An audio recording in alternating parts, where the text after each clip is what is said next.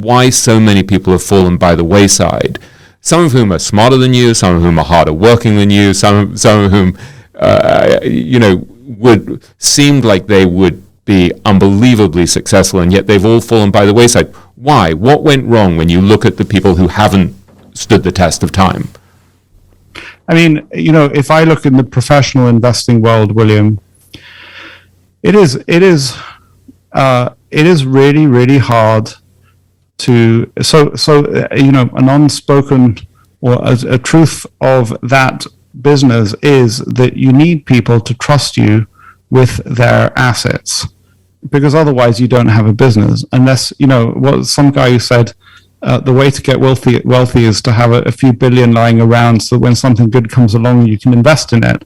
Some famous guy. So he didn't talk about a few billion, but it's like, yeah, but that's where you want to get to. So you're a smart guy out of business school, you're a smart guy somewhere, you get all the ideas, you're capable, you really want to try your hand at this, but now you're faced with this extraordinary wall of difficulty, which is, how am I going to get assets to manage? Because if I don't have assets, I don't have a track record. If I don't have a track record, nobody's going to trust me. So how do you get this thing off the ground? And the path, that's a huge barrier to entry. And one of the paths that people take, not consciously, and they don't, I was Snow White, but I drifted, is that they realize that when they sit down and they show a portfolio that is full of boring but good ideas, boring to the prospective investor, but the person running the portfolio knows that they're good ideas, they realize that they're not getting much pay dirt with prospective investors whose assets they need in order to manage. And just a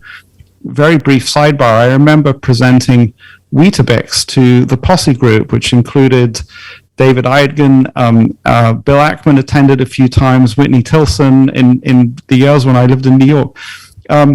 Weetabix was actually the idea through which I connected with Nick Sleep. Somehow he'd found out that I owned it because I'd written about it and somebody had forwarded it to him.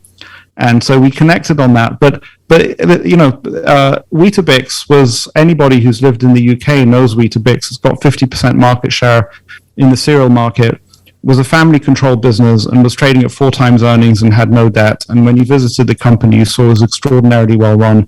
And that was it. That was the whole idea right there. And I remember presenting it to the Posse, and everybody was like, this is, the subtext, it wasn't said, was, that's all this guy can come up with. This was not an idea that was designed to, the idea worked out extraordinarily well. I was on my honeymoon and it had gone up, I don't know, 8 times in the sale. The other guy who owned it was a guy called Tom Russo, by the way, that I think that you've interviewed. So those are kind of very good but unsexy ideas. And so you quietly, subconsciously, desperate to succeed in your business, start gravitating towards ideas in your portfolio that prospective investors will find sexy. And now if some astute interviewer like William says, hey, do you think you might be engaging in some kind of groupthink, or do you think that there might be some kind of selection bias in your ideas towards what's going to make your portfolio look good? The person, if they were extremely self-aware, would take that point on board. But even if they were, and most cases say, oh, absolutely not, But even if they were extremely aware, it's just an extraordinarily painful question to ask, because it comes back to this basic question of how the hell do I convince people to send me their money so that I can get assets under management and I can get a track record going. So people that I know who've fallen by the wayside have found themselves drawn into these kinds of ideas, which it's not kind of obviously a puffed up sort of bad business. Sometimes these are extraordinary businesses run by very, very high quality CEOs that have a star-studded roster of investors, and it looks really good to be involved in those businesses, and it sort of reflects well on you, but it just so happens that you've bought them at too high a price. And if, as has happened recently, those prices come down dramatically, suddenly you've got no clothes on. and we find out when the tide's gone out who's swimming with no clothes on, and so then people fall by the wayside, and it's very smart people who did not realize that they were kind of quietly moving into a certain mindset, a certain style of investing, because that's what the market expected of them. That's how they could successfully raise money. And then, but then when you realize that you've been swimming when the tide went out, for one reason or another, you close up shop, basically, either because your future, you don't have a future because everybody realizes that the game's up for you, or you realize yourself that you were Snow White, but you drifted and you kind of can't bear to continue to run that vehicle. That's one pattern that I've seen.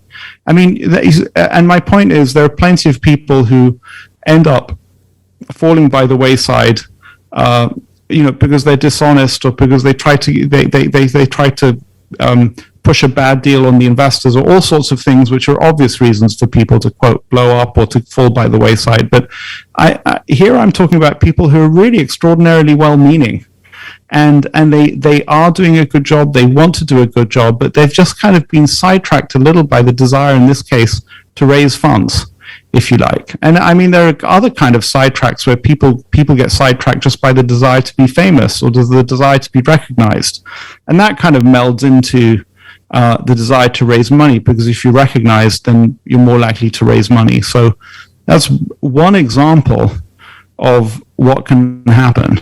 And I can tell you that I remember being at a Berkshire meeting, and it was also at a Ruane Cunniff meeting, where a shareholder, and this was in the 2000s, he kind of stood up and sort of said, "When the hell are you going to buy tech?" And in the 2000s, that tech bubble, there are plenty of articles talking about Warren Buffett having lost it. He's lost it. He's behind the times. And it's not really very pleasant to be in those shoes. It's not very pleasant to be around that. Warren's kind of learned how to do it. And I would tell you that from my ValueX conference, I've realized that the kind of thinking that permeates the market, I've kind of accepted that my ValueX conference, I'm selective on who comes, but that kind of thinking permeated the ValueX conference as well. It's going to be interesting to see what next year is going to look like, and whether those voices are going to be as loud. Don't forget to like and subscribe if you haven't done it already.